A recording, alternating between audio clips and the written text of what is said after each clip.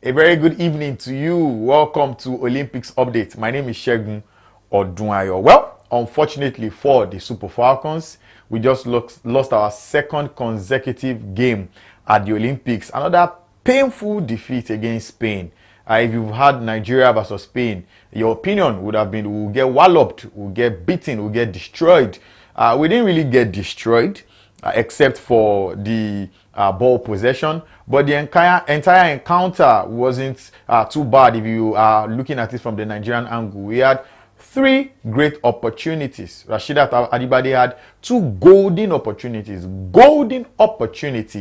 I must say. One, a drop down from Asisat Oshoala, who started this game. Remember, she didn't start the first game we played against Brazil, but she did start this game, and you could really see Agbabolism in her, because she was able to hold off play when necessary, was playing as a front man or a front woman, as the case may be, and eventually she was coming into the middle of the field to help the guys in the midfield because of the opposition that we were playing against. And unfortunately, Rasheedat Ajibade could not help us the first time when she had a one-on-one. She couldn't get her feet balancing right. She was trying to use her right leg. She was also trying to bring it back to her left. Unfortunately, she didn't get it right before the defense of Spain sorted themselves out. And unfortunately for us, but fortunately for the Spanish, she couldn't get the ball beyond the goalkeeper and into the net. The second time around, it was Asisat Oshoala from a glorious pass from Ajibade this time around, and we thought perhaps she could go all the way. She didn't go all the way. Somehow, she was able to hold play and bring it back for Rasheedat Ajibade, who we thought was going to hit it straight at goal. Unfortunately, it went wide. And then we were looking at the whole thing and wondering, where exactly is the savior going to come on for the Super Falcons? It was time for Coach Randy Waldrum to ring the substitution bells, and it did. Off went Michelle Alozie, who for me was having a great game. She was ensuring the Spanish didn't go beyond her at the right flank. In came Nicole Payne, who had a great first game. She came on in the second half. Nicole Payne was brilliant as well this time around. Unfortunately, we needed Michelle Alozie in that game, because at the end of the day, the pressure was much. Nicole was not at fault, but the game, you know how football can be sometimes. They say it's like biscuits, you never know where and when it will crack. But the sad substitution for me and for many other viewers, of course, if you had seen the expression online, was that Asisat Oshoala shouldn't have been substituted, because she was bringing some energy into that game that nobody else was bringing into that team. She went off, and Chiwendu Iezo. Remember the lady who missed that glorious chance against Brazil in the first 15 minutes? Exactly. That lady with dreads. She came on, and beautiful pass from Tony Payne in the closing stages, 80-something, 88 or more. Beautiful pass from Tony Payne, right in the right place for Chiwendu Iezo. One-on-one with the goalkeeper of the Spanish national team. We were hoping that we could get a slice of that encounter by getting a point. Unfortunately, she missed it. If you are looking at the ball possession of this entire game, definitely, and if you didn't watch the game, you are going to give the entire game to the Spanish. Beautiful, fantastic team. But the Super Falcons did frustrate the Spanish. They had a lot of the ball possession, but did they really have glorious chances? I think the answer is no. They had a goal as well that was scored for them, the Spanish, before the goal that was given. This one was ruled out for offside. And a free kick from Pusias. Our goalkeeper came out, Chiamaka Nnadozie. For me, before the goal, she was even the man of the match for the Nigerian team. After the goal, I still think she still deserves to be the Nigerian best player on the pitch, because she saved us countless times. Unfortunately for us, the only thing that is lacking, or perhaps not good enough, from Chiamaka Nnadozie is her service outside from her box. But goalkeeping abilities, give it to her. That goal was a free kick from a long distance. Remember 2002, Ronaldinho against David Seaman?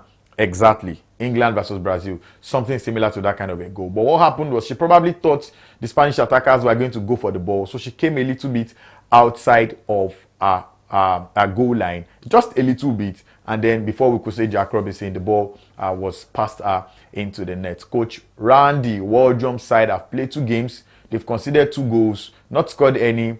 and also are on the foot of that table at the moment. 0 points we have from 2 games. We have one more game to go against Japan. Earlier, the Japanese defeated the Brazilian side 2-1.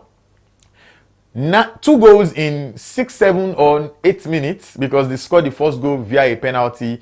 They missed their penalty in the first half, closing minutes of the first half, but they scored their first goal in 91 minutes and scored their second goal about 4 minutes after that, showing that those teams are actually not too fantastic. They were beatable. If you watch the Nigeria versus Brazil game, you discover that the Brazilians weren't that spectacular. We could have drawn or won that game. The Spanish too, despite the fact that they have the present player in the world playing on their team, Bonmati, she plays for Barcelona, Aitana Bonmati. She wasn't too spectacular as well. Pusias, not as great as anybody would have thought. Everybody would have given the game to the Spanish, saying that we're going to end up getting defeated. We're going to end up getting brushed totally, completely. But the Super Falcons stood up. And it's now sad when you think that you're going to lose again really badly, and then you don't lose badly, and then you see that you had opportunities to get something out of that game, and we didn't get anything out of that game. Like I said earlier, no goals for the Super Falcons at this tournament. No points. I remember, though, that there is still the best loser slot open. Unfortunately, we have 2 teams with 3 points at the moment. The Japanese won this second game against Brazil. The Brazilians have 3 points. They won their first game, lost their second game. The Spanish won their first game and won their second game. That's 6 points. So we have 6-3-3-0. We are going to play against Japan on Wednesday. Hopefully, things can work in our favor and we'll end as the 3rd team. But as it stands, if we don't improve our performance up front, we are most likely coming home. It's been a long time since we qualified for the Olympics. Remember that the last time the Super Falcons qualified for the Olympics was 20 years ago. And this time around, we were hoping that they could do something really, really great. Unfortunately, after 2 games, the future isn't looking too bright. Not too bleak, I'll say, but not too bright. Michel Alozie had a great game, if you ask me. Chiamaka Nnadozie had a great game, if you ask me. Asisat Oshoala had a great game, if you ask me. Perhaps the second best player for the Nigerian national team outside of Chiamaka Nnadozie is Deborah Abiodun, our own Kante. She was everywhere on that pitch of play. If 70% of the earth is covered, if 30% of the earth is covered by water, please give the remaining 70% to Deborah Abiodun. Everywhere on that grass, ensuring that she was ensuring that she gave the Spanish a fight for their money. Well, that will be all for us tonight. Unfortunately, so sad that we couldn't get anything out of that game, looking at how well the girls fought. But perhaps we didn't fight enough. We still have the Japanese to go on Wednesday. We hope that we can fight hard enough. We hope that we can fight strong enough and hopefully get 3 points out of that game. We hope that we can get 3 points out of that game. The Japanese are no mean feat. They scored first against the Spanish.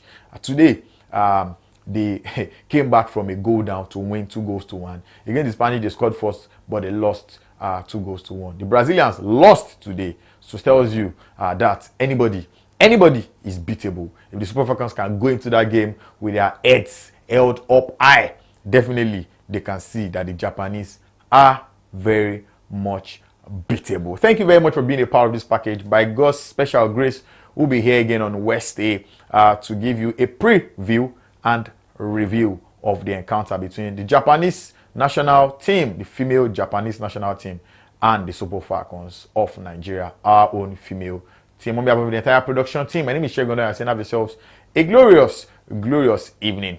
The week begins tomorrow. Strength for the week, I pray, is yours. Stay out of trouble. God bless you.